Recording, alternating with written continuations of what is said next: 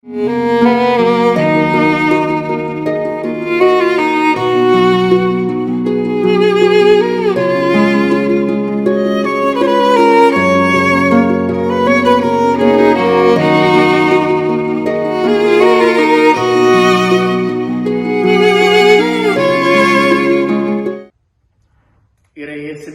அன்பார்ந்த சகோதர சகோதரிகளே, இன்று தவக்காலத்தின் முதலாம் ஞாயிற்றுக்கிழமையில் நாம் பயணம் செய்து கொண்டிருக்கின்றோம். தவக்காலம் என்பது அருளின் காலம், இது மன்னிப்பின் காலம், மனமாற்றத்தின் காலம். நாம் கடவுளுடன் கொண்டுள்ள அன்புறவை புதுப்பித்து அவருக்காக வாழ முயற்சிக்கின்ற காலம். இப்படி நாம் வாழ முயற்சிக்கின்ற போது தடைகள் தவிர்க்க முடியாதவை. தடைகளை நாம் வெல்ல கேடயம் இறை வார்த்தை. ஏனென்றால் இறை வார்த்தை உயிர் உள்ளது, ஆற்றல் மிக்கது. இறை வார்த்தை வல்லமை பொருந்தியது. அந்த உயிர் உள்ள இறை வார்த்தை நம்மை கடவுளின் அன்புறவில் வாழ வளர நம்மை அழைக்கின்றது. பிரியமானவர்களே, தவக்காலம் இது 40 நாட்களை உள்ளடக்கிய ஒரு அருளின் காலம். 40 என்று சொல்லும் பொழுது விவிலியத்தில் இது ஒரு புனித எண்ணாகும். ஏனென்றால் நோவாவின் காலத்தில் 40 நாட்கள் இரவும் பகலும் மழை பெய்தது. இஸ்ரேல் மக்கள் 40 ஆண்டுகள் பாலைவனத்தில் பயணம் செய்தார்கள். மோசே 40 நாட்கள் சீனாய் மலையில் தங்கியிருந்தார். எலியா 40 நாட்கள் உண்ணாமல் பயணம் செய்தார். சிறப்பாக ஒவ்வொரு ஆண்டும் முதலாம் தவக்கால ஞாயிற்றுக்கிழமையில் இயேசுவின் பாலைவன வாழ்வும் அவர் அழகையால் சோதிக்கப்பட்ட அந்த தருணத்தையும் நமக்கு எடுத்துக் கூறுகின்றது. ஒவ்வொரு ஆண்டின் முதலாம் தவக்கால ஞாயிற்றுக்கிழமை.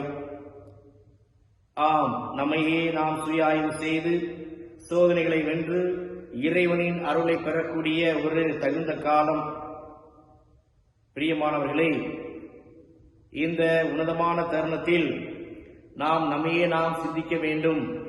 இந்த தெய்வீக காலத்தில் நான் இறைவனோடு எவ்வாறு எனது பயணத்தை நான் மேற்கொண்டு வருகின்றேன், எந்தெந்த வகையில் நான் இறைவனோடு நெருக்கமாக என்னுடைய ஆன்மீக பயணமானது இருந்து வருகின்றது, என்னுடைய கடமைகள் பொறுப்புகள், என்னுடைய இல்லற கடமைகள் அனைத்திலும் எவ்வாறு இறைவனுக்கு உகந்த விதத்தில் நான் என்னுடைய பிள்ளைகள், குழந்தைகள் அனைவரையும் நான் இட்டுச் செல்கின்றேன் என்று நாம் நம்மையே நாம் சுய ஆய்வு செய்து கொள்ள வேண்டும்.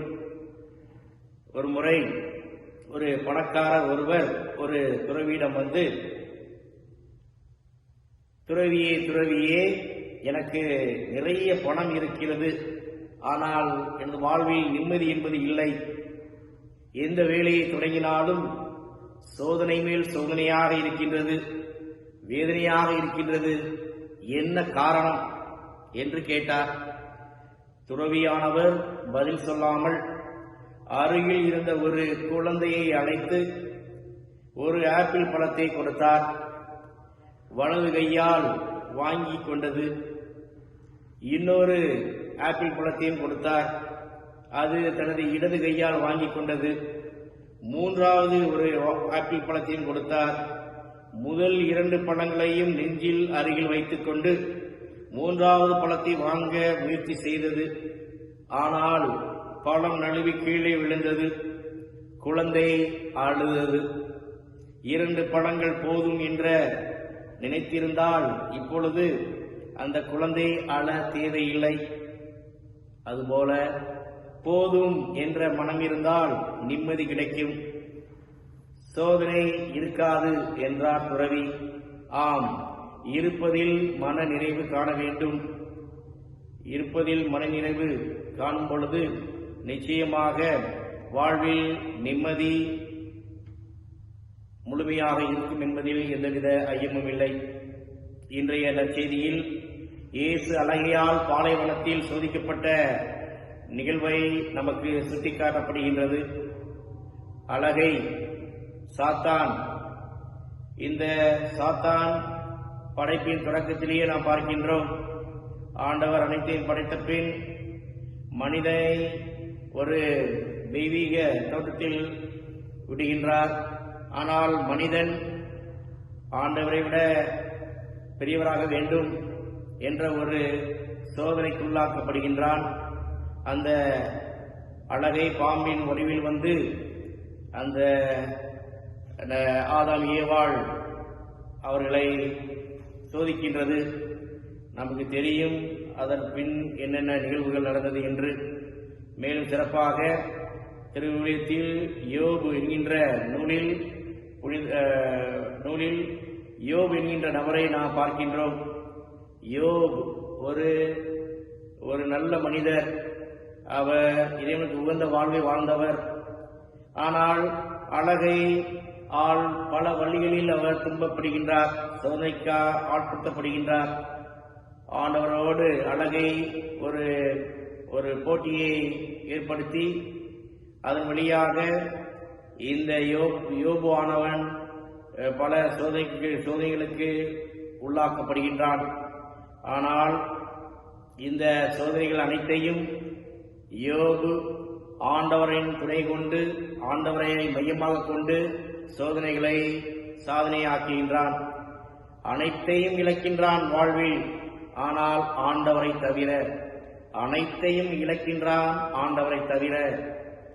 பிரியமானவர்களே, நம்முடைய வாழ்விலும் நாம் பல நேரங்களில் ஏதாவது எதிர்பாராத நிகழ்வு நடந்துவிட்டால், ஏதோ ஒன்றை இழந்துவிட்டால் நாம் அனைத்தும் போய்விட்டது என்று பல நேரங்களில் மனம் உடைந்து அனைத்தும் போய்விட்டது என்று நாம் நொந்தவர்களாக பல நேரங்களில் திகழ்கின்றோம்.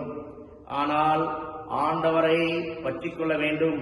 எவ்வாறு யோபு தனது இறுதி மூச்சு வரை ஆண்டவரை பற்றி கொண்டானோ, அதுபோல இறைமகன் இயேசு எவ்வாறு 40 நாட்களாக பாலை நிலத்தில் அழகியால் சோதிக்கப்படும் போது கடவுளின் வார்த்தையை அவர் தன்னை பற்றி கொண்டாரோ, அதன் வழியாக அந்த சோதனையை சாதனையாக்கினார். நாமும் இறைமகன் இயேசுவை பற்றி கொள்ளும் பொழுது நிச்சயமாக நாம் எதிர்கொள்ள இருக்கின்ற அனைத்து சோதனைகளையும் நாம் சாதனைகளாக்க முடியும்.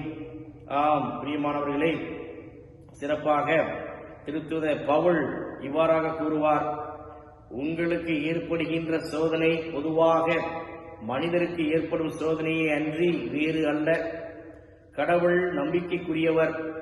அவர் உங்களுக்கு வலிமைக்கு மேல் நீங்கள் சோதனைக்குள்ளாக்க விடமாட்டார். உங்களுடைய வலிமைக்கு மேல் நீங்கள் சோதனைக்குள்ளாக்க விடமாட்டார்.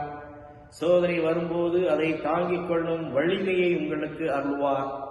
அதிலிருந்து விடுபட வழி செய்வார். நம்முடைய இந்த நாட்களில் நம்முடைய ஜெபமானது, ஆண்டவரே, சோதனையில் இருந்து நாங்கள் விடுபட, சோதனைகளை நாங்கள் கையாளக்கூடிய வலிமையும் ஆக்கத்தையும் ஊக்கத்தையும் எங்களுக்கு தர வேண்டும் என்று நாம் ஆண்டவரிடம் வேண்ட வேண்டும். சிறப்பாக ஆண்டவர் தனது அருள்மழையை பொழிந்து நம் ஒவ்வொருவரையும் நிறைவாக ஆசீர்வதித்து அதன் வழியாக நாம் எதிர்கொண்டிருக்கின்ற சோதனைகளில் இருந்து விடுபட்டு இறைவனோடு பயணிக்கக்கூடிய ஒரு அன்பின் சமூகமாக வாழ வளர வேண்டிய அருள் உதவியை இந்த தெய்வீக நாட்கள் நமக்கு தர வேண்டும் என்று தொடர்ந்து இறைவனை நாடுவோம், இறைவனோடு பயணிப்போம். இந்த தவக்காலம் நமக்கு ஒரு மாற்றத்தின் காலமாக, மன்னிப்பின் காலமாக, அருளின் காலமாக, இரக்கத்தின் காலமாக இருந்து நம்மை இறைவனோடு இணைக்கக்கூடிய ஒரு உன்னதமான தருணமாக இருக்க வேண்டும் என்று தொடர்ந்து இறைவனை நாடுவோம், இறைவனோடு பயணிப்போம். ஆமென்.